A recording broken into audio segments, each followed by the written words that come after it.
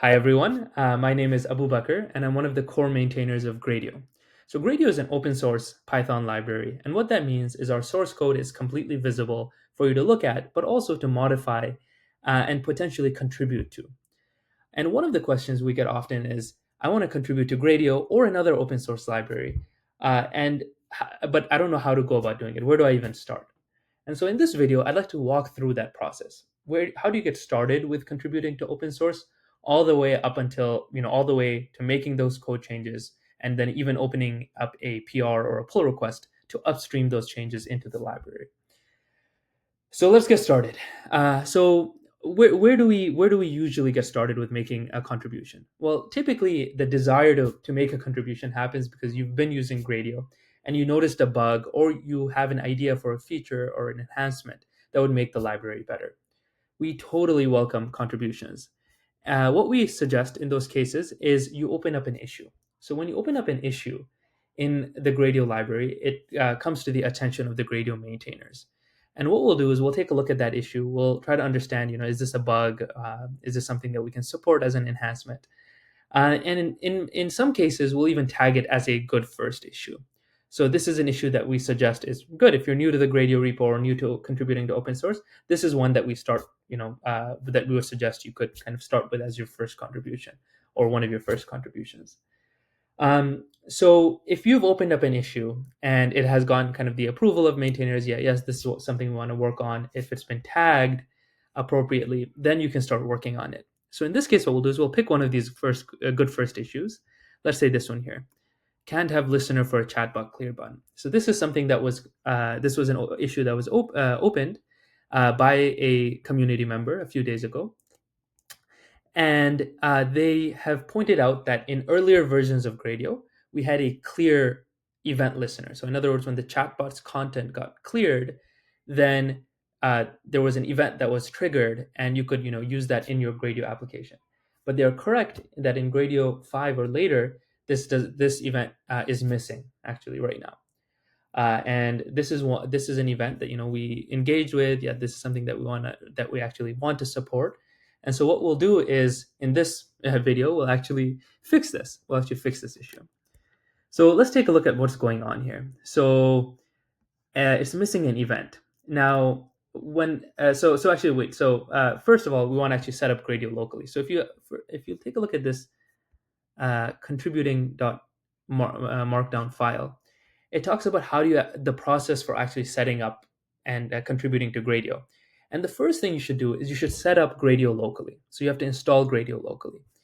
And to do that, what you do is you open up the homepage of the Gradio repo, and you fork it. So you want to create a fork of the Gradio repo. So I can go ahead and create a fork here. I'll copy this. I'll copy just the main branch. That's sufficient for me. And it'll take a few seconds, but then it'll fork the Gradio repo. Once it's forked, I'm going to then clone this locally. So you can clone this. Copy this, go to my terminal here, and then do git clone, paste this, and then it'll actually clone this. I've already done that, so I'm not going to do it again. But then it'll set it up locally. Once you have cloned it, you're going to go ahead and install it locally. And to install Gradio locally, you want to do this: pip install -e dot. -e installs it in editable mode, and what that means is any changes to the Gradio source code, specifically the Python files, they'll get installed automatically locally. So any changes I make, I can see them reflected immediately. And the dot just means I want to, you should run this from inside the Gradio folder. This means I want to install this, the current directory. So this will install Gradio. Again, I've already done this. I won't do it again. But now I have the Gradio source code kind of in front of me, and now I can make whatever changes that I want. Now, in this case, if I go back to the issue that we're looking at, it is talking about the chatbot component, right? And it's talking about this like missing event there. So here, sometimes changes will happen and kind of the back end of a component. Sometimes changes will involve the front end JavaScript kind of side of things. So depending on what they involve, you're going to have to figure out what files to modify. And this is probably the hardest part about contributing, is like where in the code base do I have to make these changes. So again, in this contributing document, we talk a little bit about where different kinds of files live. not here in the contributing. So we talk about uh, the structure of the repository. So if you want to make some changes to the component, you should navigate to Gradio/component. So let's go there and see what kind of files we have. So Gradio components, we can see here we have one Python file for every component. So in this case, we want to edit the .py files. You can ignore the .pyi files; those are auto-generated. So if I open this up, there's a lot of stuff going on here, but I noticed that there's one place where all of the events are defined. So I have a change event, I have a select event, I have a like event, but you can see I don't have a clear event. And this is why, for example, if I was to run some code with the clear event, so I'm going to restart this. I've written a kind of a Gradio application. We don't have to get into the details right now, but it has a chatbot and it has a clear event. So if I was to run this, you'll see that it says chatbot has no attribute clear. You can't, there's no clear method on the chatbot. So I have to add that first. So I can go ahead and add this events.clear. And this is something, the events, this class consists of a lot of methods that have already been defined for other components. So these are kind of shared. But if I wanted to, for example, create a new event that had not been previously created, let's say chatbot copy or something like that, I don't know, something specific, then I'd actually have to add that particular event to this class. You can see it has a bunch of events, including clear, which has like a name and then a description. So in this case, I can just do events.clear. That's nice, not too bad. Okay, but this will not completely work because if I was to then, okay, so if I was to restart this, now I'm creating this chatbot, I have a clear event, and I've just made it trigger a print. So this is cool, but if I was to actually do this, I need this event to actually get triggered when this trash can icon is clicked. Okay, so what can I do there? So this is a front end change because this is like a user interacting with the UI and something needs to happen in the front end. So now I have to find out where the front end files live. And so the front end files, if I go back to the contributing document, they live inside this JS folder. So I'm going to go to the JS folder here. So JS, and you can see for every component, there is a directory in this case of files. And each component will have an index.svelte file, which is kind of the parent, and it'll usually reference the actual component itself from something like this shared chatbot.svelte. This will actually contain, this is just mostly like wrapper code. You'll see there's no actual like component here. And of course, I'll mention, by the way, so if there's a front end change, you'll need to know JavaScript and specifically Svelte, which is what we use in the front end. If there's a back end change, you need to know Python. Okay. So then let's go to this shared/chatbot. And you can find the code here, but what we are interested in here is we want to trigger this event when the chatbot trash icon is clicked. So I'll go ahead and I'll want to do something. So I'll see. So I clearly have to make some change involving the trash icon. But where do I get started with that? Or like what change should I do? Well, if I look at the rest of the code, and this is very important, like you have to kind of look at how things are done similarly in other parts of the code base, you'll notice that events have this, like there's this dispatch class or method, and you can basically call dispatch with different kind of events that you want to do. So if I was to go back down to the trash can icon, you can see right above that, where'd it go? Trash. Yeah, so right above that, I'm dispatching an error, I'm dispatching a share. These are different events that are being called.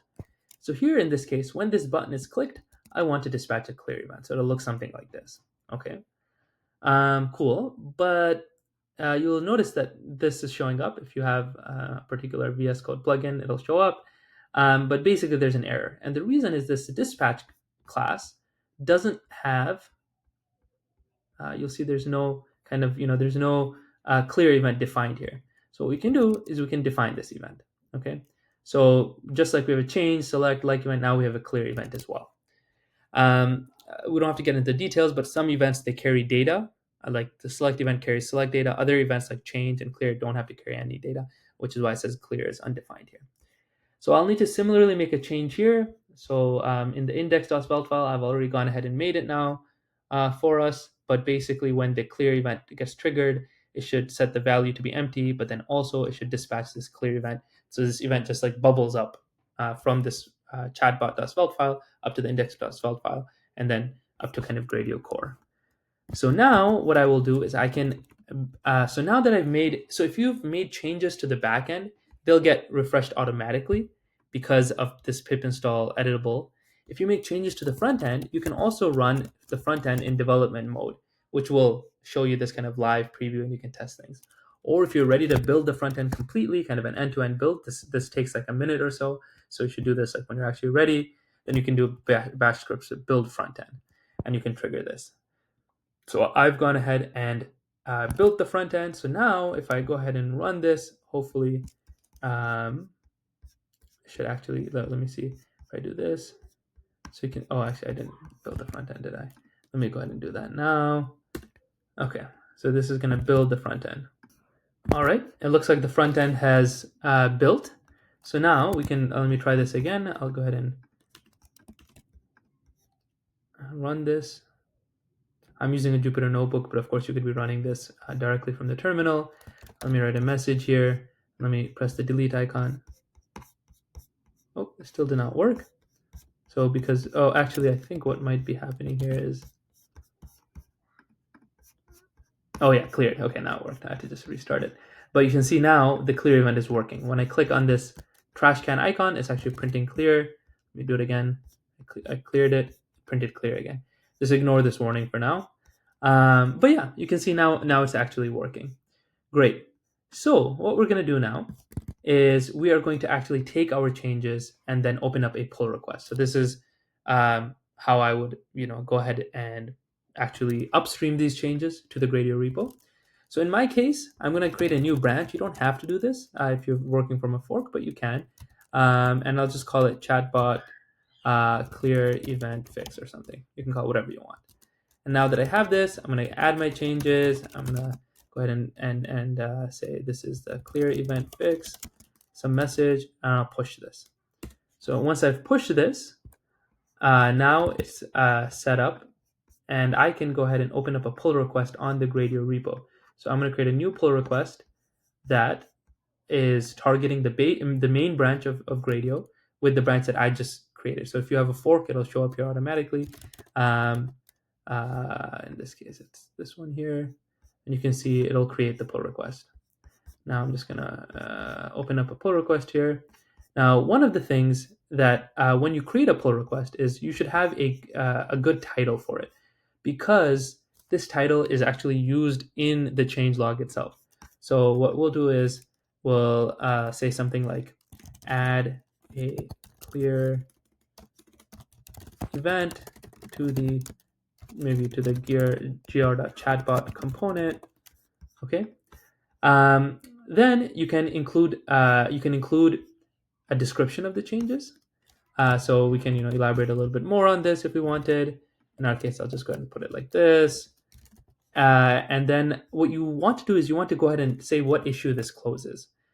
So if we go back to the issues, we'll see that this closes issue number 9722. So I'll go ahead and put that here. Now this is important. We strongly encourage every pull request to actually be targeting a specific issue. So in this case, 9722. It's also good practice to include some code that can be used to repro and confirm the fix. So in this case, I'll go ahead and put this over here, and I'll go ahead and update the comment here. Now, there's some additional notes here. So it says the PR should target issues, which is what I just said over here. So it closed an issue, so we're good there. Now, the other thing is tests. So you can run tests locally, or you can just wait till tests pass on the CI. So the CI will automatically run all of the tests, and then you can click on details to see why they're failing and what you might need to fix in order to do that. The other thing that you should do is you should run our formatters. And this will go through and ensure that your code stylistically matches the rest of the Gradio repo. So I can go ahead and run bash script. In this case, we've modified both the front end and the back end. So we'll want to run both format backend and format front end.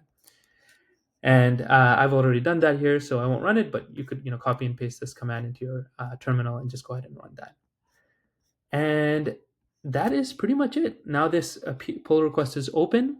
Someone in the Gradio team will review it, and it will respond with comments or suggestions if anything needs to be changed. If everything looks good, we'll go ahead and merge it in. And that's your contribution. Thank you so much for listening.